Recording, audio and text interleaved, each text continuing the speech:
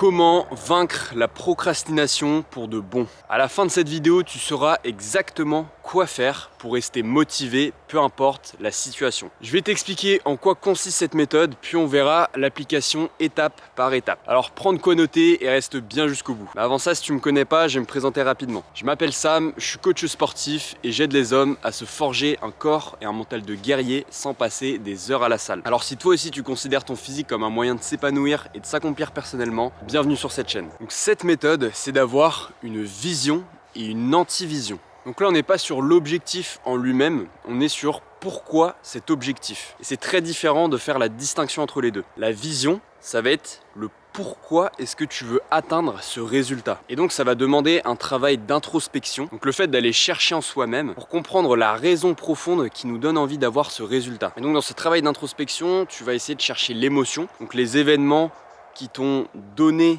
justement ce pourquoi, parce que rajouter une attache émotionnelle à sa vision et à ses objectifs de manière générale, ça va apporter bien plus d'adhérence. Parce qu'en fait, parmi tout ce qu'on voudrait avoir, il y a toujours une raison profonde à cela, et ça vient parfois d'événements auxquels on n'a même pas pensé. Et souvent, le sport, c'est pas juste une question de prise de muscle, de perte de poids, même de performance très précise, mais ça vient aussi d'événements plus profonds, d'événements passés, de ressentis personnels, de confiance en soi, etc. Et donc, ta vision, c'est de trouver pourquoi toi, est-ce que tu veux ce résultat-là. Pour te faire un schéma, si tu veux, la vision, ça va être le bas de la pyramide.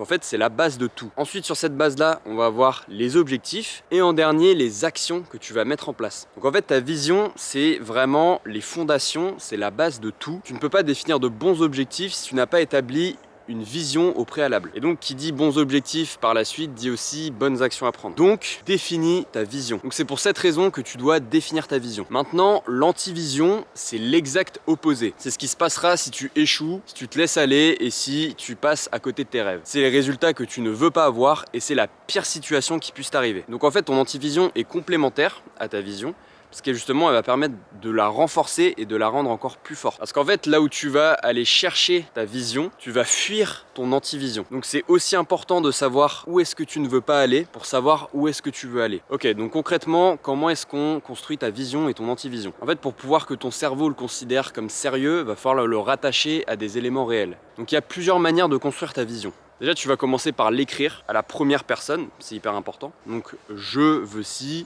je veux ça, et la décrire.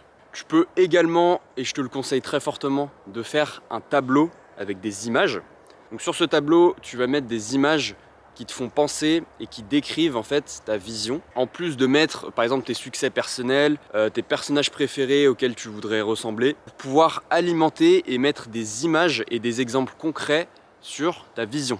Et donc ça va permettre à ton cerveau de mieux visualiser ce à quoi ressemble ta vision et donc pouvoir mieux l'atteindre. Et enfin, la dernière forme avec laquelle tu peux écrire ta vision, c'est sous forme de lettres. En fait, tu vas venir rédiger une lettre, toi du futur. C'est-à-dire que tu vas imaginer le toi qui a déjà réussi, qui écrit une lettre à ton ancien toi, donc ton toi d'aujourd'hui. Et c'est une technique intéressante pour pouvoir vraiment mettre de l'émotion et du réel, dans le sens où tu vas pouvoir vraiment te mettre à sa place, c'est-à-dire à quoi il pense, qu'est-ce qu'il a réussi, quels ont été ses échecs, où est-ce qu'il a eu des difficultés, etc., etc. Et donc ça va permettre de faire visualiser à ton cerveau le toi qui a réussi. Et enfin, pour construire ton antivision, c'est la même chose. Personnellement, je trouve que de l'écrire et de la décrire, ça suffit largement.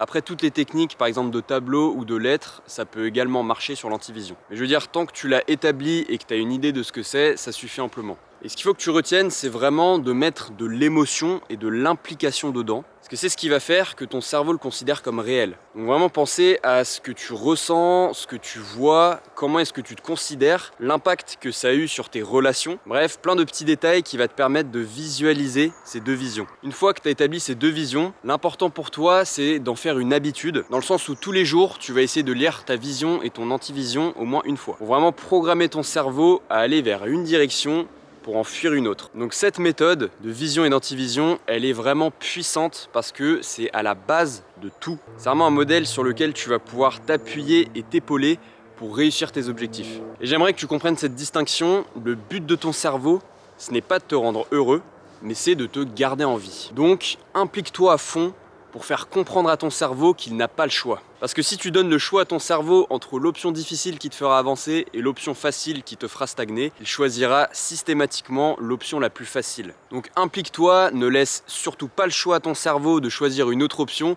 mais fais-lui bien comprendre que c'est une question de vie ou de mort. Tu verras que plus ta vision sera précise, plus ce sera facile pour toi d'aller vers ces choix difficiles. Et donc, in fine, d'arrêter de procrastiner. N'oublie pas que tu peux réserver un coaching offert, donc si tu es motivé, tu trouveras le lien en description. J'espère que ça t'a aidé, je te dis à la prochaine, ciao!